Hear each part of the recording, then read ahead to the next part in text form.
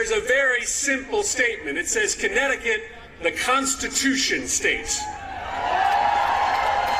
We were the first state to adopt our own constitution.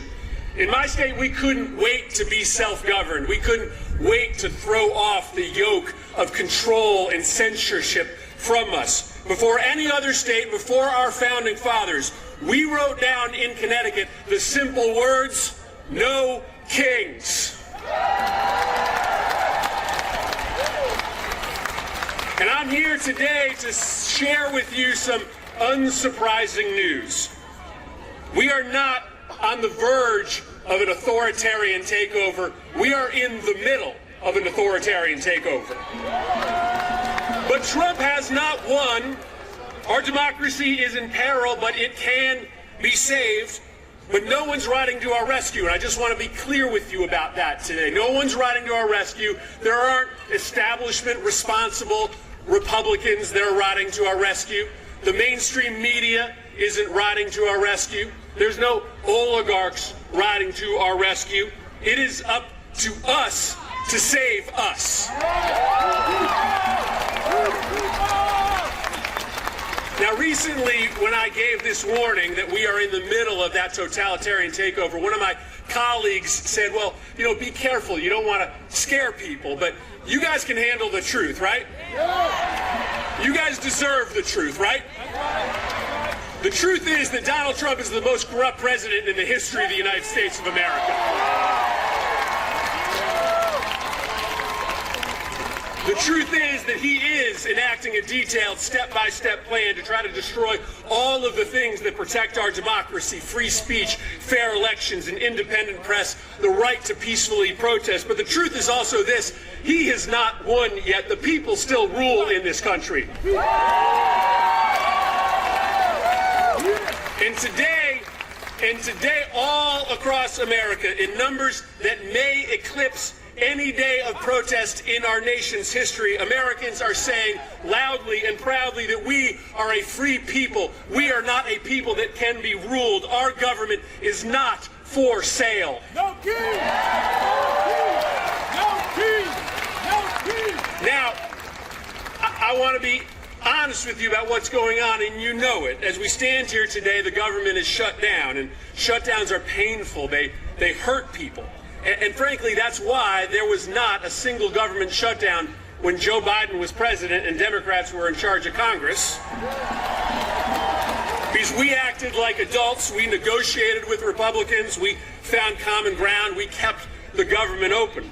But today, Trump is telling Republicans that they shouldn't even show up in Washington, D.C. The House Republicans have been on an unplanned vacation from D.C. for 5 weeks. And there's a couple reasons for that. First, they're trying to cover up for rich billionaire pedophiles. But second, because Trump does think that he's a king, and he thinks that he can act more corruptly when the government is shut down.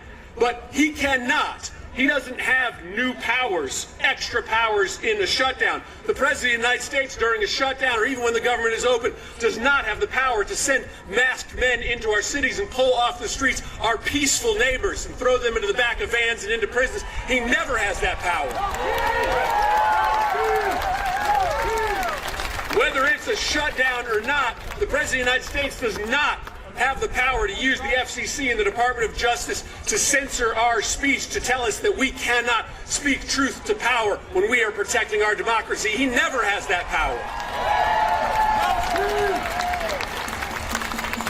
And let me just say that I'm very proud of my Democratic colleagues who have drawn a line in the sand.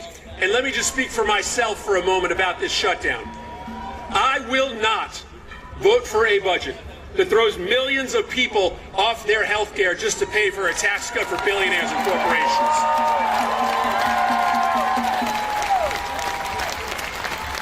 And I will not vote for a budget that doesn't put some serious checks on President Trump's destruction of our democracy. In fact, no Democrat has a moral obligation to vote for a budget that just pays the bills for Donald Trump's political witch hunts. So this is a moment for the people who work with me in this Capitol to draw a moral line in the sand. And this is a moment for all of you to stand up and speak up. Listen, President Trump thinks that he can bully us into silence. He thinks that he can intimidate us into sitting this fight out. But judging by the number of people here today, judging by the number of people standing up all across this country, he thinks he can silence us, he thinks he can bully us, but he cannot and he will not.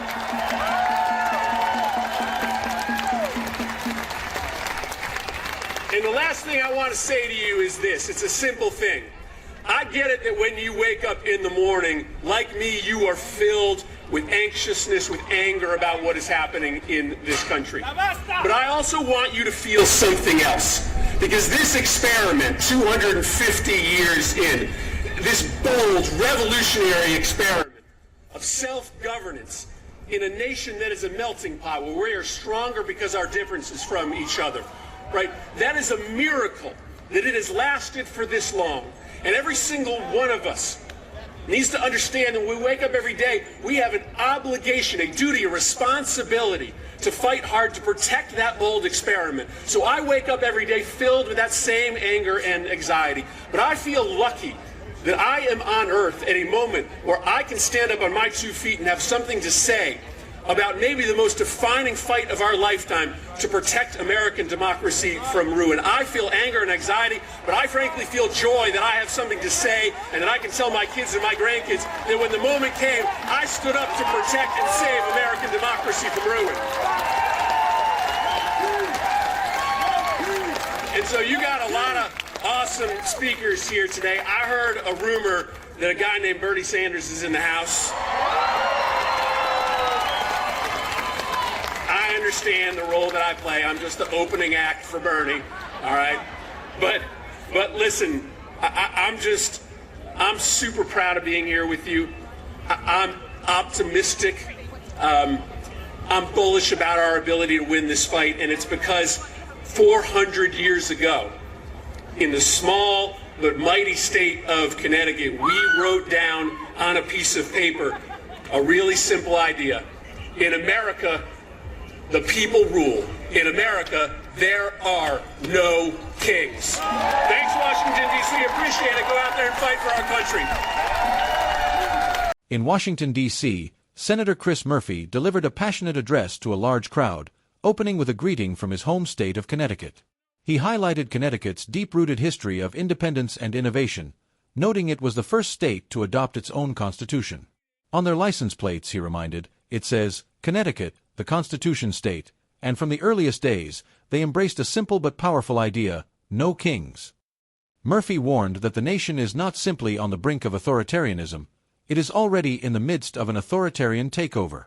He made clear that no one is coming to save American democracy. There will be no establishment Republicans stepping in, no mainstream media cavalry, and no wealthy oligarchs to rely on. It is up to us to save us, he declared. The senator sharply criticized former President Donald Trump, calling him the most corrupt president in U.S. history and accusing him of executing a deliberate plan to erode democratic protections such as free speech, fair elections, an independent press, and the right to protest.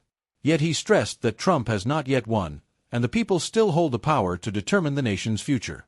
Murphy spoke about the current government shutdown, describing it as painful and unnecessary. He contrasted the situation with the Biden presidency, when Democrats negotiated with Republicans to keep the government open. Now, he said, Trump is encouraging House Republicans to avoid their responsibilities, taking what he called an unplanned vacation while attempting to rule as if he were a king. Murphy emphasized that no president gains extra powers during a shutdown, rejecting Trump's attempts to intimidate dissenters and restrict free speech. He made clear that he would not support any budget that strips health care from millions of Americans or funds political witch hunts, calling on his Democratic colleagues to draw a moral line in the sand. He urged citizens to stand up, speak out, and refuse to be silenced.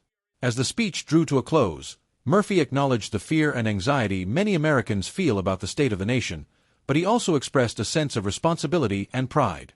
He called the United States a bold revolutionary experiment that has endured for 250 years and must be protected by those who live in it today. He said he felt fortunate to have a voice in this defining moment of history, to be able to tell future generations that he stood up to defend democracy from ruin. He ended his remarks with optimism, reminding the crowd of the principle first written in Connecticut centuries ago: "In America, the people rule. There are no kings."